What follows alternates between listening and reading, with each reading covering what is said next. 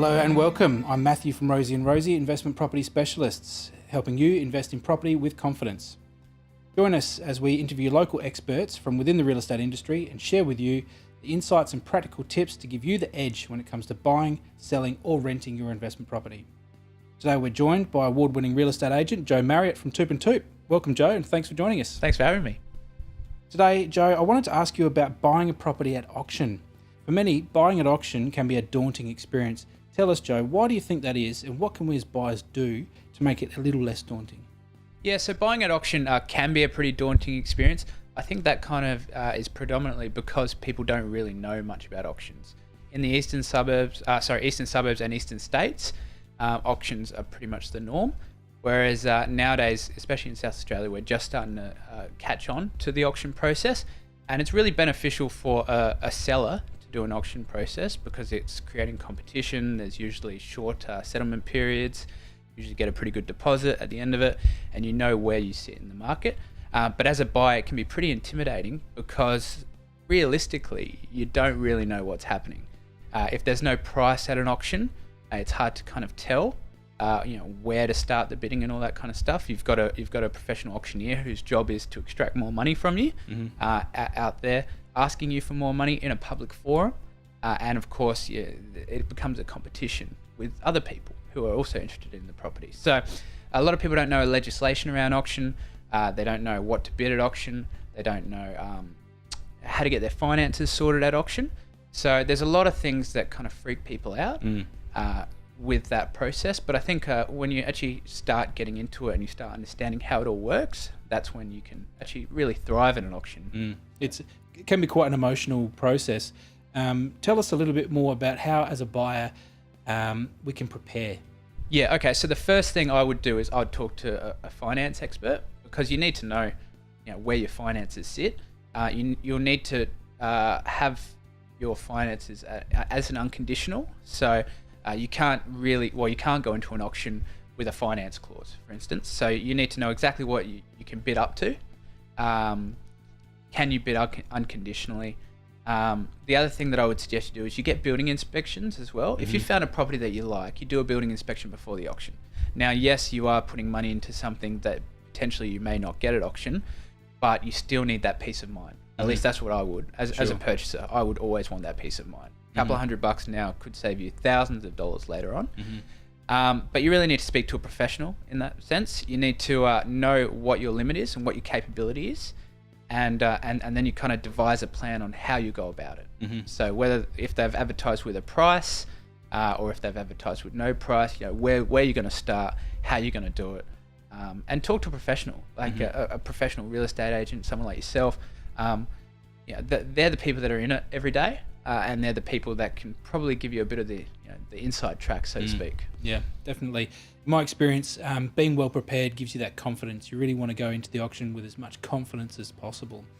Tell us, Joe, a little bit about bidding and how perhaps you might have a better chance of succeeding at an auction through your bidding. Okay, look, there's a lot of different strategies you can use at an auction, and obviously everything is a little bit different. The auctioneer actually reserves the right to control the bidding, and most well-oiled auctioneers will do that, but you can do things in order to try and get your own way. So in this market at the moment, obviously depends on what area you're in, but at this market at the moment, it's pretty buoyant, so it's pretty strong. I would suggest a strategy that's kind of stronger, if anything. A lot of people want to think that they're going to be able to get a bargain at the end of the day. I don't see too many bargains being had in this market at the moment. So my idea of a bargain would be buying at market value or a little bit below if you could, or potentially stopping any other buyer from raising the price. So to give you an example, if you had a property that was advertised at $500,000, for instance, you would know that theoretically the vendor could set his reserve at $550,000 because there's a 10% legislation. So you'd know 100% that if it got to 551, it's on the market. Should be on the market. That's right. So you know that. So this is a little bit of a strategy, and you can start changing things up in terms of your bidding.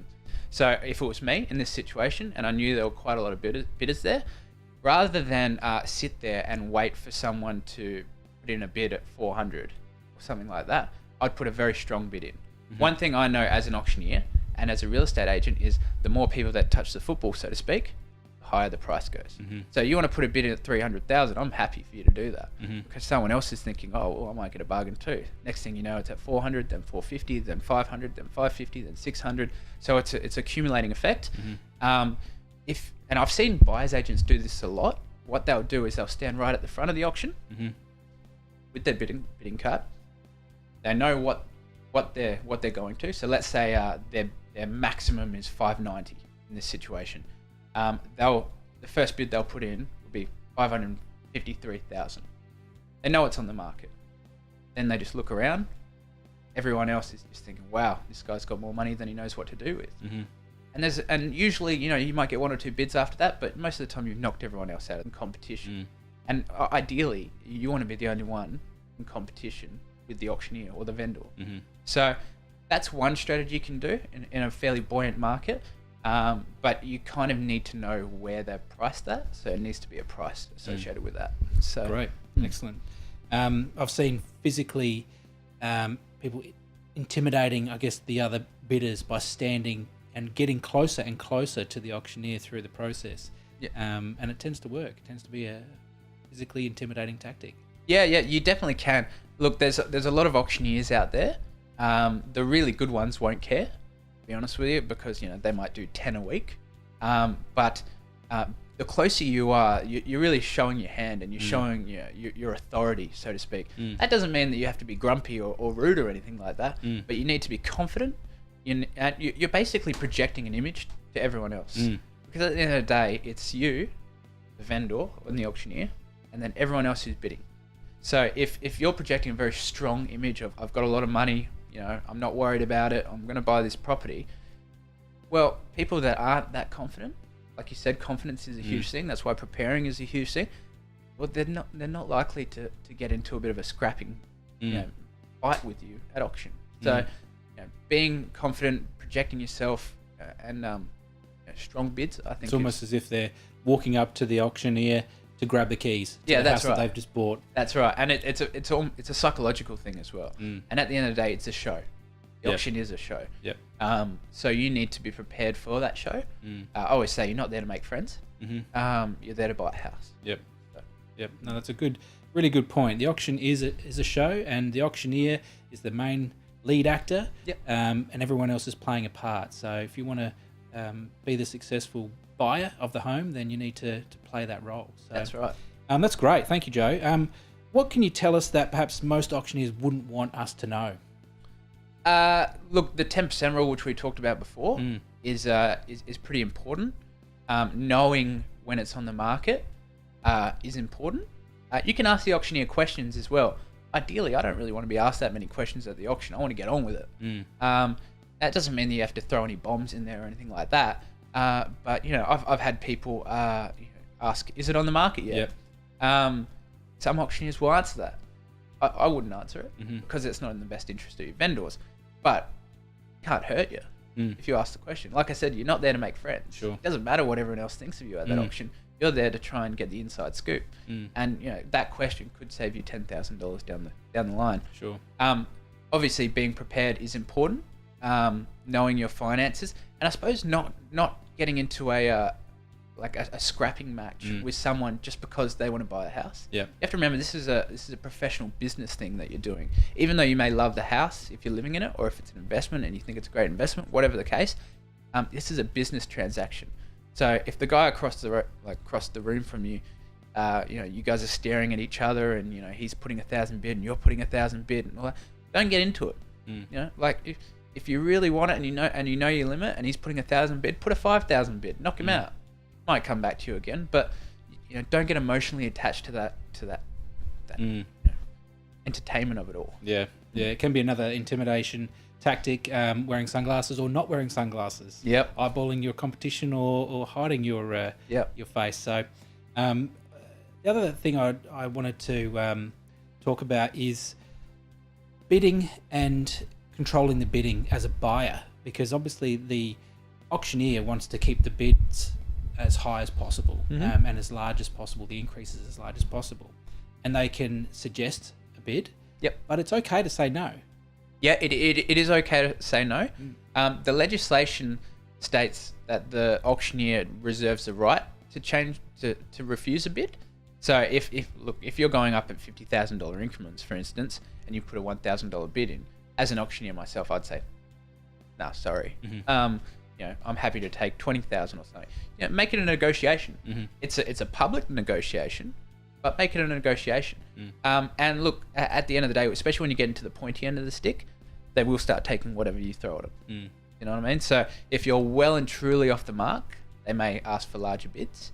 But when you start getting to that pointy end of the stick, if you know that the reserve's at 550 and you're all sitting at 545, the auctioneer isn't likely to say, give me a $10,000 bid. He'll say, what else do you have? You might say $1,000. He should take it. Realistically, you're getting to that pointy end of the stick. The aim is to get the property sold at the best possible price, not to annoy people. So, controlling the bidding is really important. And I think, especially if you can get someone that doesn't have a lot of experience as an auctioneer, you can really take advantage of that. Sure. Excellent. Great. That's fantastic. Do you have any other tips, Joe, specifically for investors who are buying at auction? Yeah. Remember, it's a business decision. At the end of the day, it is business. Don't get emotionally attached to how good the kitchen is, or the aspect, or can you see yourself living? It doesn't matter. Know what your limit is. Obviously, you would have, if you're an investor, I would assume that you've done some due diligence. So whether it's capital growth or whether you're looking at money coming in, so know where your limit is, and don't be afraid to go to that limit. Like, I know everyone wants to get it at $50,000 cheaper, but in a buoyant market, it doesn't happen very often. It does happen sometimes, but in the case of this market especially, I see a lot of things going over market value. So if you can get it at market value and you've done your due diligence and there's good capital growth, or you're going to be able to pay your rent or whatever it is, or the rent's going to be able to pay your mortgage, don't be afraid to go up to that level. It's a business decision, because later on down the track, it'll work out really well. Fantastic. Thank you again for joining us today, Joe. I'm afraid that's all we've got time for. But before you go, please tell us, how can people get in touch with you or follow you if you've got any social media? So you can go onto the Toop and Toop website, which is toop.com.au. I've also got a Facebook site, Joe Marriott Toop and Toop, or my Instagram account, which is Not Your Average Joe 1. So, excellent. Fantastic. Thank you, Joe. We certainly look forward to having you back, and thank you for joining us too. We hope you found Joe's industry insights to be useful. If you have any questions for Joe, I'm sure he'd be only too happy to hear from you. Similarly, if you have any questions, queries or feedback for us, please send it in to comment below or email hello@rosieandrosie.com.au. We'd love to hear from you too. It's been a pleasure having you with us, but it's time for us to go. Until next time, I'm Matthew from Rosie and Rosie, helping you invest in property with confidence.